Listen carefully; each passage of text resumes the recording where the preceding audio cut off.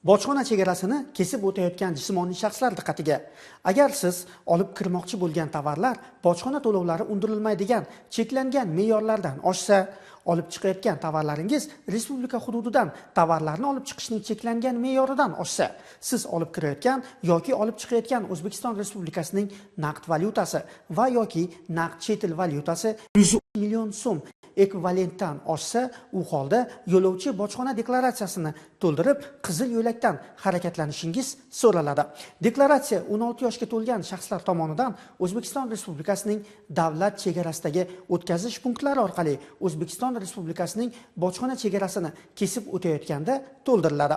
Bojxona chegarasi orqali harakatlanayotgan shaxs o'zi erkin ravishda deklaratsiyani to'ldira olmasa, ruhiy holati buzilgan, aqli zaif, jismoniy imkoniyati cheklangan shaxs bo'lsa, deklaratsiya uning nomidan ushbu shaxsni kuzatuvchi shaxs tomonidan to'ldiriladi.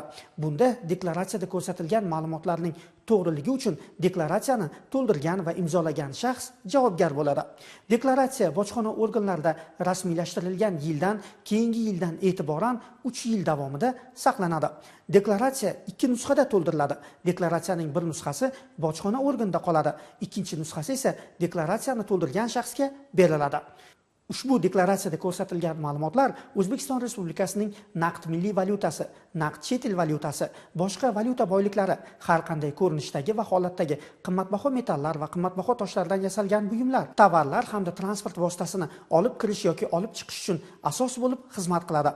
Deklaratsiya rezidentlar tomonidan O'zbekiston Respublikasiga kirishda va norezidentlar tomonidan O'zbekiston Respublikasidan chiqishda bir nusxada to'ldirilishi mumkin. Bunda mazkur deklaratsiya bojxona organida qoladi. Deklaratsiya blanklari o'zbek, rus va ingliz tillarida A5 formatida tayyorlanadi. Yo'lovchilar O'zbekiston Respublikasi Davlat bojxona qo'mitasining rasmiy veb-sayti orqali deklaratsiyani chop etib, qo'lda to'ldirgan holda yoki elektron shaklda to'ldirib, chop etgan holda o'z imzolari bilan tasdiqlab, bojxona organlariga taqdim etishlari mumkin. Deklaratsiyada barcha bandlar to'ldirilishi va barcha savollarga javob berilishi kerak. Tegishli bandlardagi ma'lumotlar o'zbek, kiril yoki lotin alifbosida, rus yoki ingliz tillarida qat'iy belgilangan joylarga ruchka bilan qo'lda aniq va tushunarli yoki yozuv moslamasi yordamida yoziladi. Tegishli savollardagi kerakli katakchalarga X belgisini chizish yo'li bilan javoblar beriladi. 16 yoshga to'lmagan shaxslarga tegishli bo'lgan va yozma deklaratsiyalanishi lozim bo'lgan O'zbekiston Respublikasining naqd milliy valyutasi, naqd chet el valyutalari, boshqa valyuta boyliklari, qimmatbaho buyumlar, tovarlar va transport vositasi to'g'risidagi ma'lumotlar ular bilan birga harakatlanayotgan ota-onalari, boshqa qarindoshlari yoki ularni kuzatib boruvchi boshqa shaxslarning deklaratsiyalarida ko'rsatiladi. Deklaratsiyaning 4-bandidagi O'zbekiston Respublikasi bojxona chegarasi orqali harakatlanayotgan transport vositasi to'g'risidagi ma'lumotlar transport vositasini boshqarayotgan shaxs tomonidan avtotransport vositasining ro'yxatdan o'tkazilganligi to'g'risidagi guvohnoma asosida to'ldiriladi.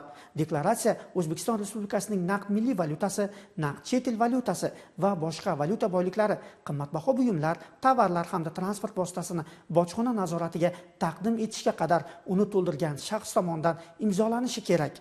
Bojxona rasmiylashtiruvdan o'tkazish uchun deklaratsiya bojxona organi xodimi tomonidan unda ko'rsatilgan O'zbekiston Respublikasining naqd milliy valyutasi, naqd chet el valyutasi, boshqa valyuta boyliklari, qimmatbaho buyumlar, tovarlar hamda transport vositasini bojxona nazoratiga taqdim etish bilan bir vaqtda qabul qilinadi. Deklaratsiyada bo'yab tuzatishlar va o'chirib yozishlar bo'lmasligi lozim. Noto'g'ri to'ldirilgan bandlar aniqlangan taqdirda deklaratsiyani bojxona nazoratidan o'tkazgunga qadar shaxs ushbu bandlardagi xato ma'lumotlarni to'g'ri chiziq bilan o'chirib, tegishli ma'lumotlarni qo'lda yozib to'g'rilashi mumkin. Har qanday bunday to'g'rilash deklaratsiyani to'ldirgan shaxsning imzosi hamda bojxona organi xodimining shaxsiy muhri bilan tasdiqlanadi.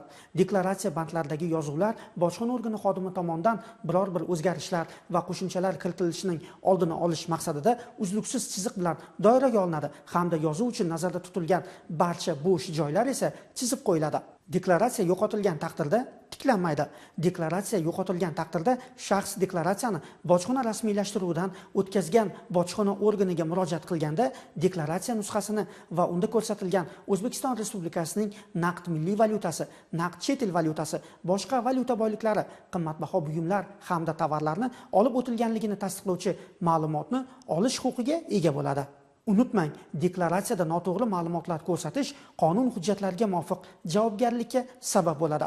Agarda sizda yo'lovchi bojxona deklaratsiyasini to'ldirish jarayonida biron bir savollar yuzaga kelsa, u holda Davlat bojxona qo'mitasining 1108 qisqa raqamli ishonch telefoniga murojaat qilishingiz mumkin. Shuningdek, chegara bojxona postlari orqali harakatlanayotganda yo'lovchi bojxona deklaratsiyasini to'ldirish bilan bog'liq har qanday savolga bojxona organi xodimiga murojaat qilgan holda javob olishingiz mumkin.